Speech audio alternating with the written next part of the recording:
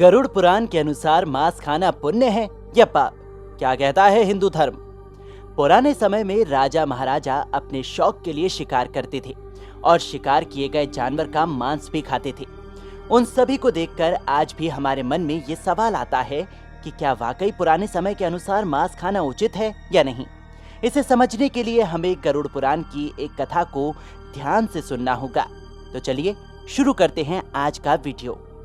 किसी भी मनुष्य को जीवित रहने के लिए भोजन उतना ही आवश्यक है जितनी की हवा और पानी। बिना भोजन के इस पृथ्वी पर हम ज्यादा दिन तक जीवित नहीं रह सकते। पृथ्वी पर 3 प्रकार के भोजन पाए जाते हैं, तामसिक, सात्विक और राजसिक। सात्विक भोजन में ताजी सब्जियां, दूध, दही और फल आते हैं। इन्हें खाने से मनुष्य रोग मुक्त रहता है और उसकी आयु भी बढ़ती है। वहीं राजसिक भोजन में ज्यादातर मसालेदार और अति स्वादिष्ट व्यंजन आते हैं। इन्हें खाकर मन तो प्रसन्न हो जाता है, लेकिन इंसान के शरीर में रोग उत्पन्न होते हैं। तामसिक भोजन में प्याज, लहसुन, मांस, तंबाकू आदि आते हैं। ये मनुष्य के शरीर को उत्तेजित करते हैं, लेकिन इससे आयु कम होती है और बुद्धि भी भ्रष्ट हो जाती है। तामसिक प्रवृत्ति का भोजन राक्षसों के लिए बताया गया है। अब जान लेते हैं कि क्या मांस खाना पुराणों के अनुसार गलत है। एक बार की बात है, भगवान श्री कृष्ण यमुना के किनारे बैठकर अपनी बांसुरी बजा रहे थे। तभी एक सुंदर सा हिरण का बच्चा आकर उनके पीछे छुप गया। कृष्ण ने बड़े प्यार से उसकी पीठ को सहलाया और उससे बातें करने लगे। तभी एक शिकारी भागता हुआ वहां पर आया और भगवान से बोला कि आपने मेरे शिकार को छिपा रखा है, कृपया करके इसे मुझे सौंप दे। ये मेरा शिकार है, मैं इसका भोजन करूंगा। इस पर भगवान श्री कृष्ण ने कहा कि तुम जीव हत्या करके पाप के भागीदारी क्यों बनना चाहते हो। जीव का अपने प्राणों पर सबसे पहला हक होता है, तो आखिर ये तुम्हारा कैसे हुआ। इस पर शिकारी कहने लगा कि आप मुझे ज्यादा ज्ञान मत दीजिए, इसे मैंने पकड़ा है और ये मेरी है, कृपया करके इसे मुझे सौंप दीजिए। श्री कृष्ण ने कहा कि ये पाप तुम्हें नरक तक ले जा सकता है, क्या तुम ये नहीं जानते। इस पर शिकारी कहने लगा, पुराने समय में भी तो राजा महाराजा शिकार करते थे, क्या उन्हें पाप नहीं मिलता था। इस पर श्री कृष्ण ने काफी सोच विचार किया और उन्हें लगा कि इस व्यक्ति ने तामसिक प्रवृत्ति का भोजन किया हुआ है और उसकी बुद्धि भ्रष्ट हो गई है। इसलिए वो कहने लगे कि चलो मैं तुम्हें एक कथा सुनाता हूँ।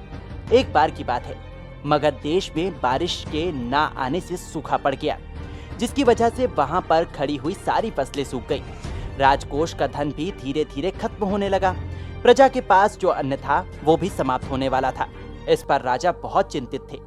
उन्होंने अपनी प्रजा और मंत्रीगणों की एक बैठक बुलाई और उसमें ये बात रखी गई कि कुछ ऐसी वस्तु बताओ जो सबसे सस्ती हो और जिसे उगाने में ज्यादा समय न लगे, ताकि हम इस अकाल से लड़ सकें और हमारी जनता भूख से ना मरे। एक मंत्री ने सुझाव दिया कि हे राजन, सबसे सस्ती और जल्दी मिलने वाली चीज है मांस, और इस अकाल के समय में सभी प्रजा मांस खाकर अपना जीवन बचा सकती है। उन्हें कोई उपाय नहीं सूझ रहा था, इसलिए सभी मंत्रीगण उस मंत्री की बात पर सहमत हो गए। केवल राजा का महामंत्री ही इस भरी सभा में चुप बैठा था। जब राजा ने महामंत्री को मौन स्थिति में देखा तो उनसे पूछा कि क्या आप इस बात से सहमत नहीं हैं? क्या आपको नहीं लगता कि मांस सबसे सस्ता और जल्दी मिलने वाली चीज है जो हम सभी की मदद कर सकता है?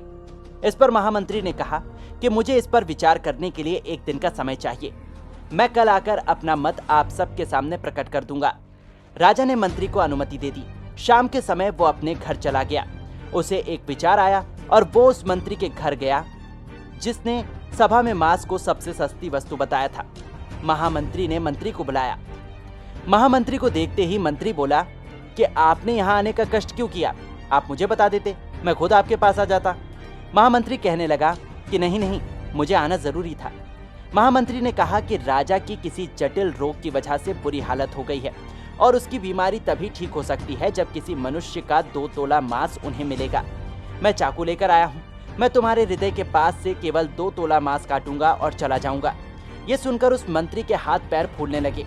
उसने महामंत्री से कहा कि तुम घबराओ मत, मैं तुम्हें 1 लाख सोने के सिक्के और महामंत्री का पद भी दूंगा, बस तुम किसी भी तरह से अपना 2 तोला मांस देकर राजा के प्राण बचा लो।